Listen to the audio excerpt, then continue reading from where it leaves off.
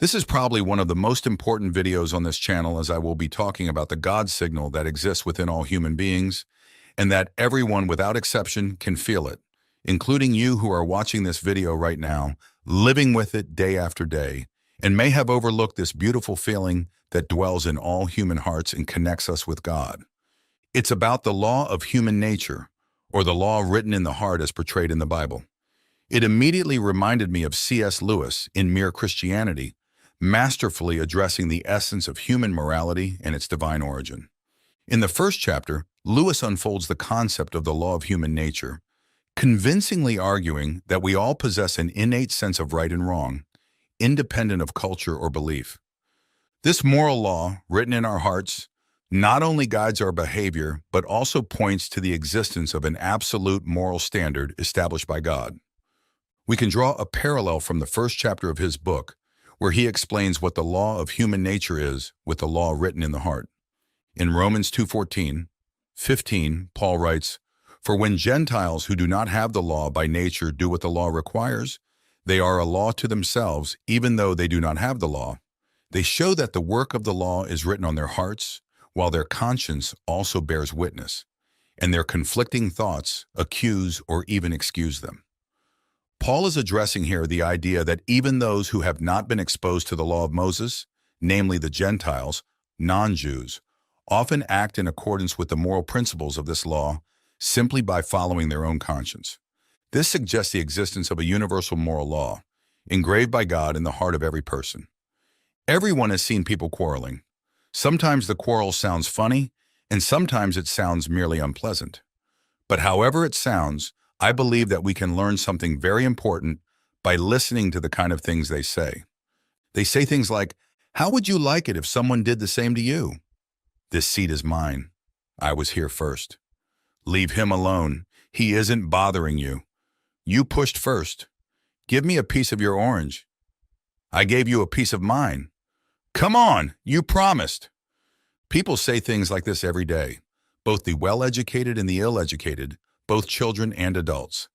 This excerpt from Mere Christianity by C.S. Lewis talks about how people, when they argue or quarrel, are not just expressing dislike or personal preferences.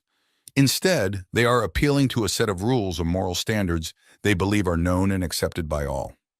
When someone complains about another person's behavior, it implies that there is a common right and wrong that both recognize. For example, if someone says you promised you wouldn't do that, they are not just saying they are disappointed. They are suggesting that breaking promises is wrong based on a shared understanding of keeping one's word. Interestingly, the accused person usually doesn't dismiss the existence of these rules. Instead, they try to justify their behavior by arguing that they didn't break the rule or that there was a valid reason for doing so in that specific situation.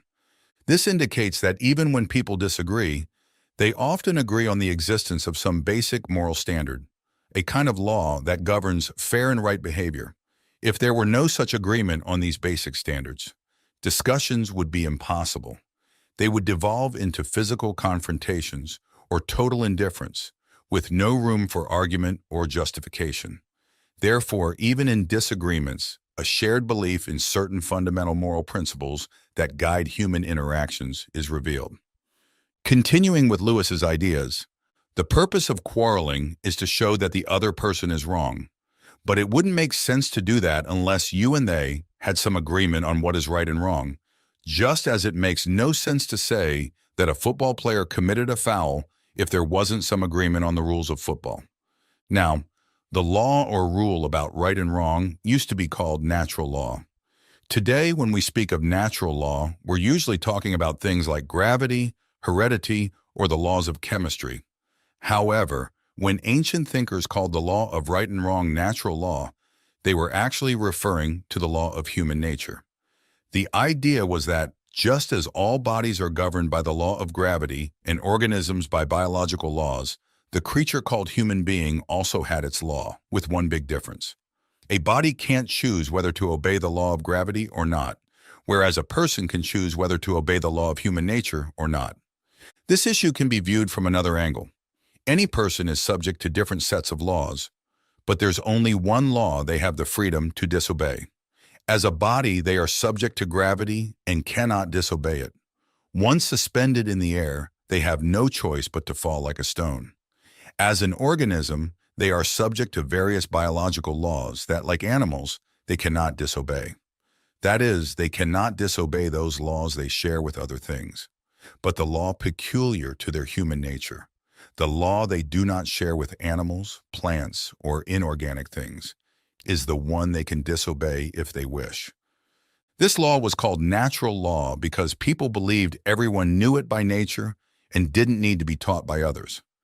Of course, they weren't saying it would be impossible to find a strange individual out there who didn't know it, just as you can find people who are colorblind or have no talent for music. After reading your words, I conclude that the concept of natural law transcends mere observation of physical phenomena such as gravity or chemical reactions, delving into the depths of what it means to be human. Historically, thinkers like Aristotle, Cicero, and Thomas Aquinas contemplated natural law as an intrinsic moral guide, an internal compass that distinguishes humans from other creatures. This law not only prescribes how we should act, but reflects the moral structure of the universe, suggesting a divine or transcendental origin. The freedom of choice of the human being, the ability to obey or disobey this law of human nature, is what most distinctly sets us apart from the rest of the natural world. While celestial bodies move according to immutable physical laws and animals follow their instincts unquestioningly, humans are in constant dialogue with natural law, deciding when to heed its call to goodness, justice, and truth, and when to stray onto less virtuous paths. This unique capacity for choice places immense responsibility upon our shoulders. In our modern society, marked by diverse beliefs in the pursuit of individual autonomy, the notion of a universal natural law may seem challenging. However, it is precisely this capacity for choice, informed by a common moral sense, that allows us to engage in dialogue about ethics, human rights, and social justice on a global scale. Recognizing natural law as a moral foundation is not to restrict human freedom, but to acknowledge that our freedom is most meaningful when guided by universal principles that promote the common good. It is interesting to note how, despite the varied cultural expressions of morality, there is a common thread, a tacit agreement on fundamental values such as human dignity, equity, and mutual respect, reflecting the persistence of the law of human nature in all societies. This recognition does not deny the ethical and moral differences between cultures, but emphasizes a common ground that enables cooperation and mutual understanding in an increasingly interconnected world. Again, Lewis writes, however, taking the race as a whole, they thought that the human idea of dignified behavior was obvious to everyone. I believe they were right. If they weren't, then everything we said about war would have been absurd. What sense would it make to say the enemy is wrong if what is right isn't something real that, deep down, the Nazis knew just as well as we did and had a duty to put into practice? If they hadn't had a notion of what we meant by right and wrong, then as much as we continued to fight them, we couldn't blame them any more for it than for the color of their hair. I know some people consider natural law or the law of dignified behavior, known to all men, unfounded because various civilizations and peoples of various times have erected very different moral doctrines. But this is not true. It's true that there are differences between their moralities, but these have never amounted to a total difference. If someone took the trouble to compare the moral teaching of ancient Egyptians, Babylonians, Hindus, Chinese, Greeks, and Romans, they would indeed be struck by how similar they are to each other and also to our moral teaching. Some of the evidence for this is gathered in an appendix to another book of mine called The Abolition of Man. But for our present purpose, it's enough for me to ask the reader to just imagine what a completely different morality would be like. Imagine a country where people were admired for fleeing from battle, or where a person took pride in having deceived all those who were kind to them. It would be like trying to imagine a country where 2 + 2 = 5. There is disagreement about the people you should be altruistic towards, whether it's just your own family or your fellow countrymen or everyone. But they have always agreed that you should never put yourself above others, as selfishness has never been something to be admired. People differ on whether you should have 1 wife or 4, but they have always agreed that you cannot simply have any woman you desire. But the most striking fact is this. Even if you can find a person who adamantly claims not to believe in right and wrong, that same person will appeal to it immediately afterward. They may even break the promise they made to you. But if you try to break yours with them, they will quickly complain that it's not fair. A nation may even say they don't care about treaties, but then the next moment they start presenting their case, saying that particular treaty the others want to break was unfair. Yet if treaties don't matter, if there is no such thing as right and wrong, in other words, if there is no natural law, what would be the difference between a just treaty and an unjust one? Wasn't it they themselves who betrayed it, showing that as much as they speak against it, they know natural law just like anyone else? Lewis uses the example of World War II and the fight against the Nazis to illustrate his point. He questions how we could judge the actions of the Nazis as wrong if there were no objective and universally recognized moral standard. Without such a standard, war would be reduced to a mere dispute of preferences, without a moral basis to assert that one party was right and the other wrong. To reinforce his argument, Lewis challenges readers to imagine a society with moralities radically different from those we consider acceptable, such as one that values cowardice or deceit. He suggests that such an exercise is almost impossible because the differences between human moralities are variations around a common theme, not total discrepancies. He also addresses how, despite cultural variations on whom we owe our loyalty to or how many wives one can have, there is consensus on principles such as the rejection of selfishness and the unlimited right to desire. This similarity in moral foundations across distinct cultures points to natural law as a universal truth. Finally, Lewis argues that even those who deny the existence of objective right and wrong ultimately invoke these concepts in their own arguments, revealing a contradiction that confirms the undeniable presence of natural law. Even in the rejection of treaties or the breaking of promises, people naturally resort to the notion of justice, demonstrating that, deep down, they know and recognize the law of human nature. Continuing in your words, it seems then that we will be forced to accept that there is right and wrong. People can often deceive themselves about them, just as people sometimes make mistakes in calculations. But this is not a mere matter of taste or opinion, but of multiplication tables. Now, if we agree on this, I will move on to my next point, which is this. None of us actually observes natural law. If there is any exception among you, I apologize. It would be better for them to read another book, as nothing of what I'm going to say concerns them. And now let's turn back to ordinary human beings. I hope you don't misunderstand what I'm about to say, for I don't want to preach, and God knows I don't intend to be better than anyone else. I'm just trying to draw attention to the fact that this year, or this month, or more likely today itself, we have failed to adopt the kind of behavior we expect from others. We can use any excuse. That time when you were unjust to your children, it was when you were too tired. That somewhat shady deal, the one you almost forgot about, came up when you were financially tight. And what you promised to do for good old so-and-so and never did, well, you would never have promised to do it if you knew how busy you would be from that day on. And as for your behavior towards your spouse or husband or sister or brother, if I knew how annoying they could be, I wouldn't be surprised. And after all, who do I think I am? I'm no different at all. That is, I'm not very successful in observing natural law.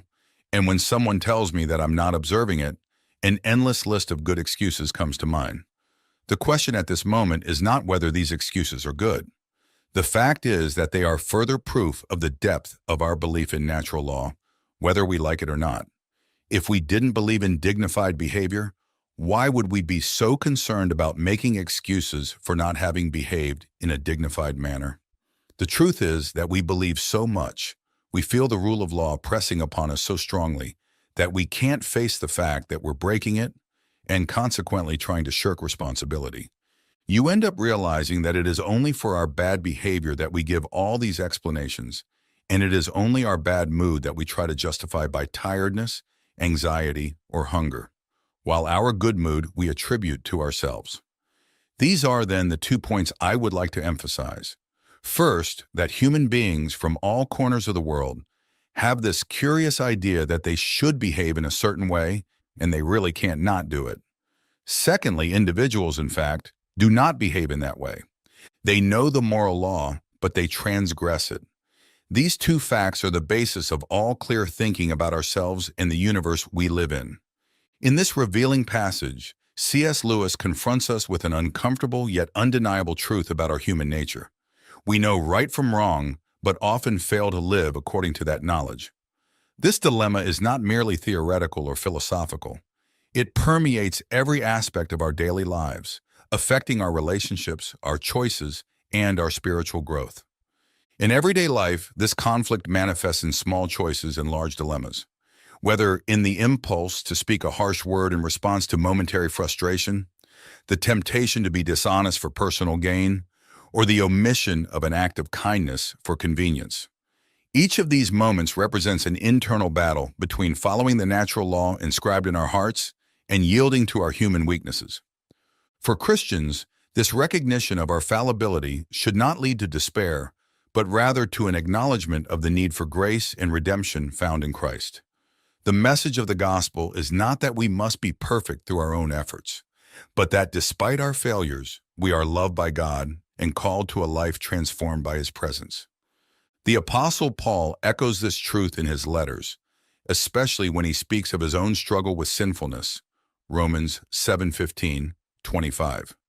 The Christian life then becomes a continuous journey of repentance, seeking God, and allowing His Spirit to transform and empower us to live in a way that more faithfully reflects the natural law He has inscribed in our hearts. In practice, this means adopting a posture of humility, acknowledging our shortcomings and seeking forgiveness and restoration in relationships we've damaged.